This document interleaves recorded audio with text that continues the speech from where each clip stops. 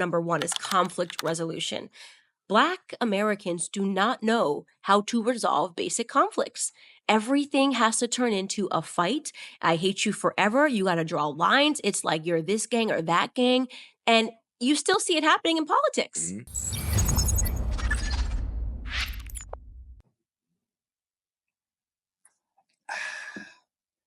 Y'all know what it is. We're going to get right to it, not wasting any time. I came across this Candace Owens short. It's a Candace Owens video, and it was from, I believe, 2 years ago. And she was talking about Black people and Black culture and resolving conflict. And with everything going on right now with Austin Metcalf and the Carmelo Anthony situation, and just overall over the last few years, how, in my opinion, the powers that be are manipulating a lot of the radical folk into creating what I believe would become a race war if we're not aware of how we're feeding into it. They are trying to create a race war. And for a very long time, voices like Candace Owens, Black conservative voices, whether it's Thomas Sowell, whether it's Larry Elder, if you're a Black conservative and you say certain things that do not align with the Democrats and the liberals establishment, I should say, you're almost vilified. It's almost like they don't even want people, they don't even want to platform people. They got mad because Joe Budden's platformed Candace Owens, or the Breakfast Club gave Candace Owens a platform, because they don't even want the people. And when I say they, Democrats, liberals, Black Lives Matter, the Roland Martins of the world, all these different types of people, the Al Sharptons, they don't want to give the voice to Black people that do not see the world from the same lens that they see it, because they see it as, well, I don't know. They just, in my opinion, I don't think that they want the rest of the population to start hearing Candace Owens, especially Black people, because it's going to wake a lot of them up, and it's going to call BS on a lot of the things that, let's say, like a Ben Crump is pushing.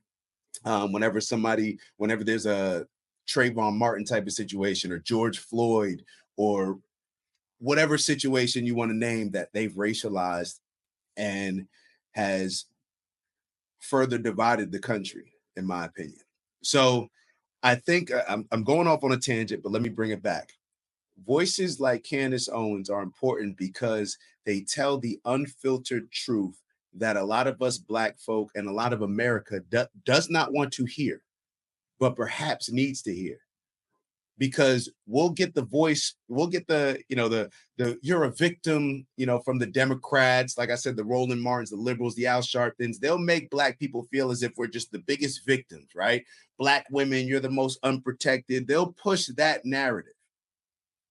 Because that narrative, it allows them to engage people without holding them accountable. See, people like Candace Owens, you're going to be held accountable.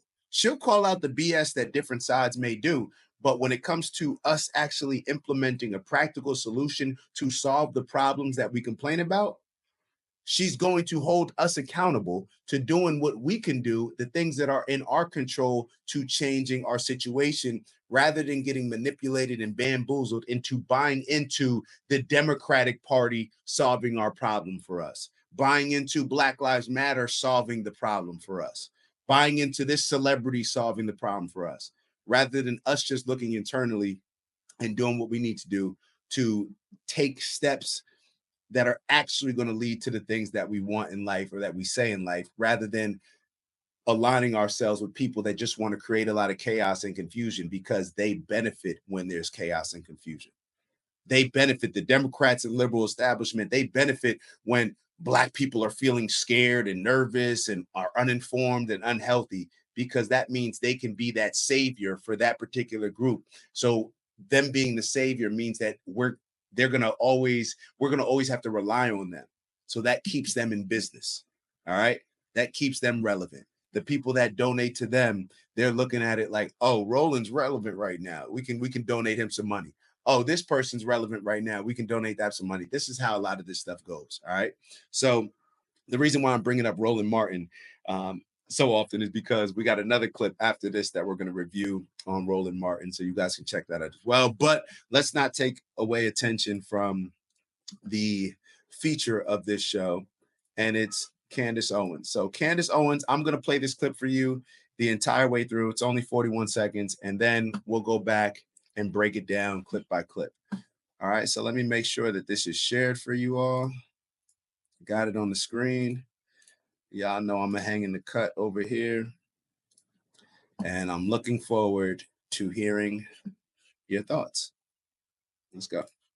It's a broken culture, it's a broken society, and hip hop is hurting things. But I also want to talk to you about something I've realized. Even if Black Americans are aware and know their history, right? And you can get Black conservatives who understand the history much more, who understand, the ills of the left and what the left has done. But still, in that regard, they bring to the conservative side the same bad habits that I was hoping Black conservatives would be abandoning. And what I'm talking about, number one, is conflict resolution.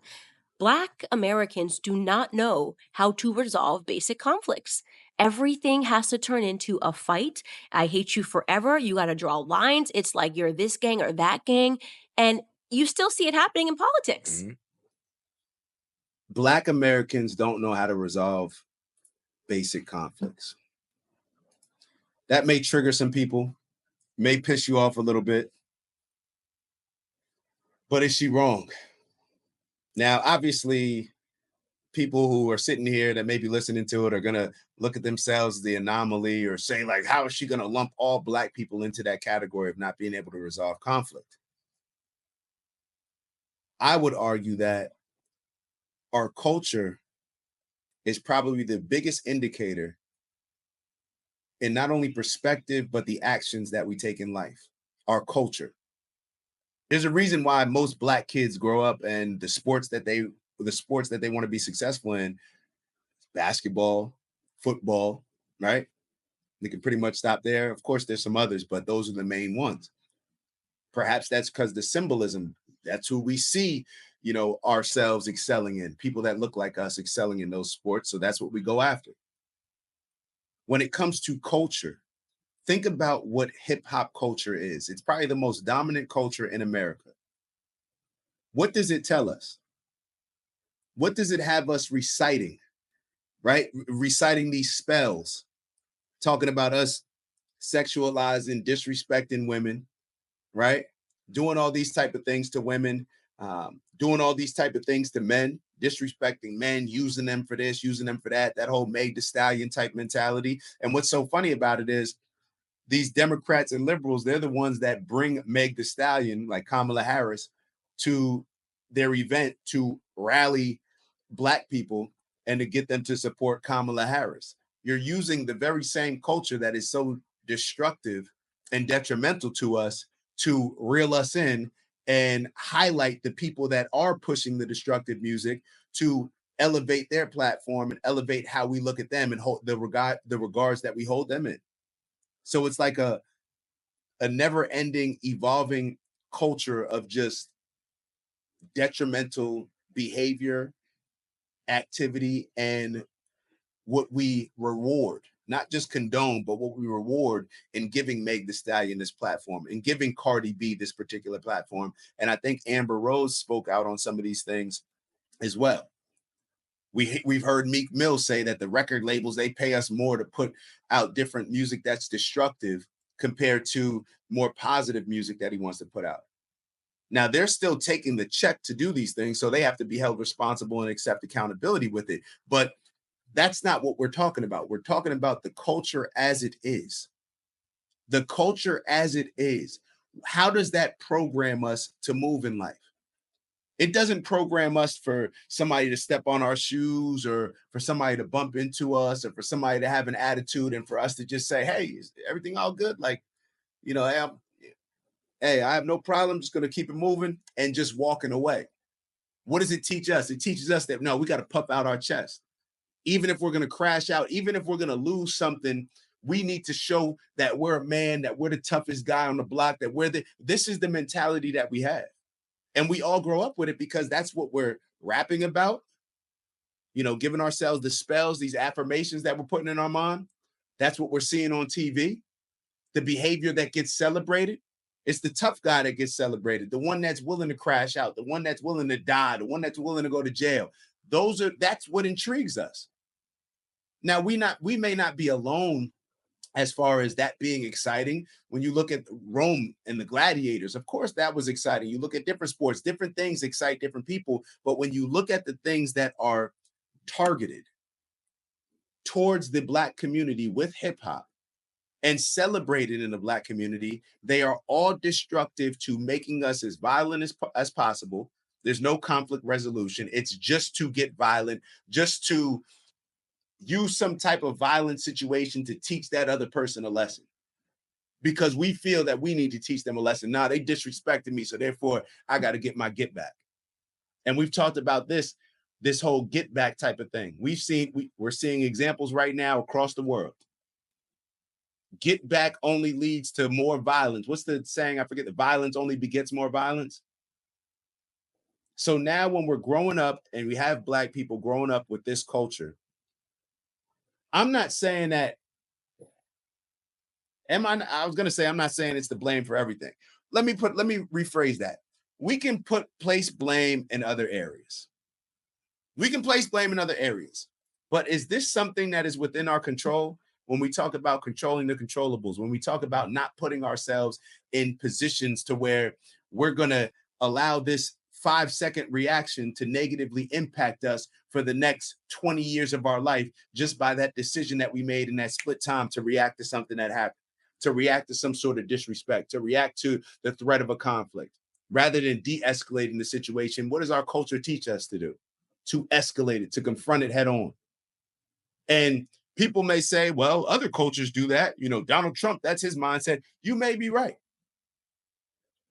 I don't think that it's pushed, though, when it comes to, I don't think you have the same equation. And I'm not talking about, we're not arguing about what's right and what's wrong and what should be allowed and what shouldn't be allowed. That's not what this discussion is about. This discussion is about, how does it impact us? How does it impact us when you don't have conflict resolution, and then you have the majority of us? You can go into a bunch of different lanes and how it impacts us more. You could talk about, well, most of us are raised by women, and then you can go so many different areas that I don't want to go to. But based on, when we look at the environments that a lot of us are being raised in, and then when we see different representations of those in music videos and how people behave in those neighborhoods. Now, when we're growing up in those neighborhoods, how do we expect ourselves to respond to these same situations that we're seeing on the big screen on our phone? And the things that we're seeing get celebrated is the person that responds with the most aggressive response that they can have, an aggressive nature, to escalate the situation, to take it there. I'll take it wherever you want to. That type of mentality.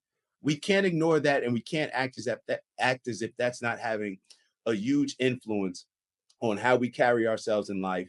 A lot of times when it comes to conflict, we're just reacting, we're just responding, and we respond with what's natural to us.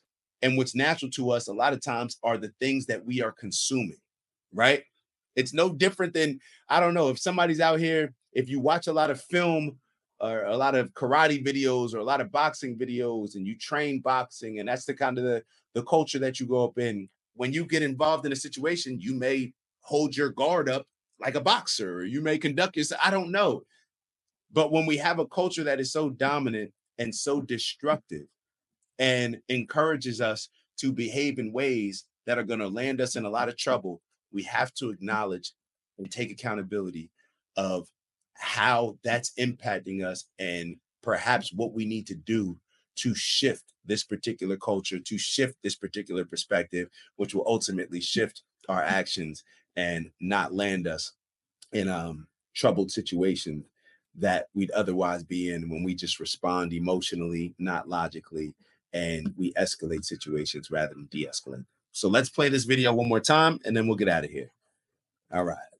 It's a broken culture, it's a broken society, and hip hop is hurting things. But I also want to talk to you about something I've realized. Even if Black Americans are aware and know their history, right? And you can get Black conservatives who understand the history much more, who understand, the ills of the left and what the left has done. But still, in that regard, they bring to the conservative side the same bad habits that I was hoping Black conservatives would be abandoning. And what I'm talking about, number one, is conflict resolution. Black Americans do not know how to resolve basic conflicts. Everything has to turn into a fight. I hate you forever. You got to draw lines. It's like you're this gang or that gang. And you still see it happening in politics. Mhm. It's also true. The one thing that I'm very glad that she addressed is that it's a bipartisan issue. All right. So we can remove politics out of the way. This is a bipartisan issue. This is just people in America. And even though we're talking about Black people in America, perhaps because hip hop, the culture is such a dominant culture, perhaps this is impacting people outside of Black Americans as well. I would argue that. So, on that note, definitely like, subscribe, as you can see on the bottom of the screen. Much appreciated. Everybody that shares the video, everybody that engages, leaves a comment. Let us know what your thoughts are. That's how we all grow together. All right. We're here to elevate on purpose together. All right. And on that note, I shall see y'all soon. Let me know what you think about the video.